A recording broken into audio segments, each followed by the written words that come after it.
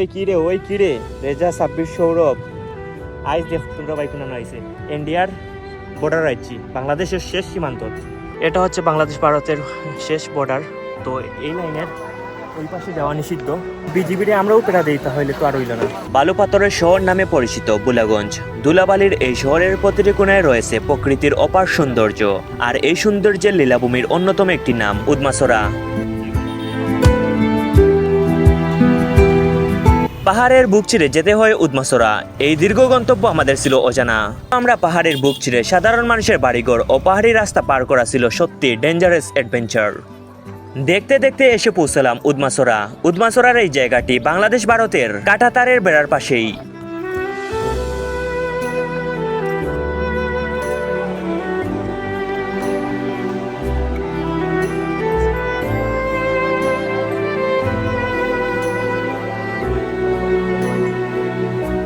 এই জায়গাটি সাদাপাথর এবং জাফলং এর মতো এত বেশি জনপ্রিয় নয়, তবুও ভ্রমণ পিপাসী মানুষ প্রকৃতির অপার সৌন্দর্য অনুভব করতে এখানে আসেন।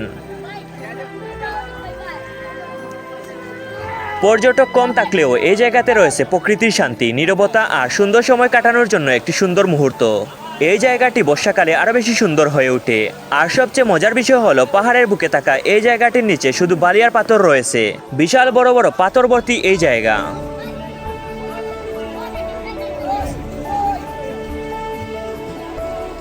এটা হচ্ছে বাংলাদেশ ভারতের শেষ বর্ডার। তো এই লাইনের ওই পাশে যাওয়া নিষিদ্ধ। তো আপনারা কয়েকদিন আগে যে অনলাইনে একটা ভিডিও ভাইরাল দিয়েছিলাম, মানে বিডিআর বা বিজিবির, তো ওই ভিডিওটা সামনেই করছিল।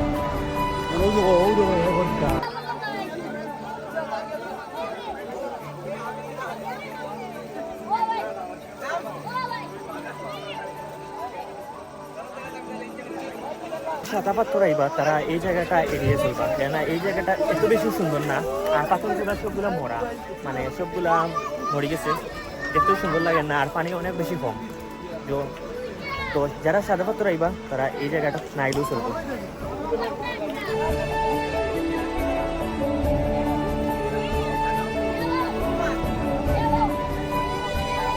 তার বেশি সময় থাকতাম না, আমরা যেহেতু অলরেডি মানে সাদাপাথর গোসল করিয়েছি আর এই নয় গোসল করলাম না। তো এই জায়গাটা আমরা দেখার চাইছিলাম, ফার্স্ট টাইম আইসি ওইদিকেও। তো দেখলাম সীমারেখা আছে, ওইদিকে যাওয়া একবারে নিষিদ্ধ। তো যারা এদিকে ঘুরান চাইবা তারা ভুল করে ওইদিকে যাইবা না। যাই হোক বন্ধুরা, ভিডিওটা ভালো লাগলে অবশ্যই লাইক, কমেন্ট এবং সাবস্ক্রাইব করতে ভুলবেন না।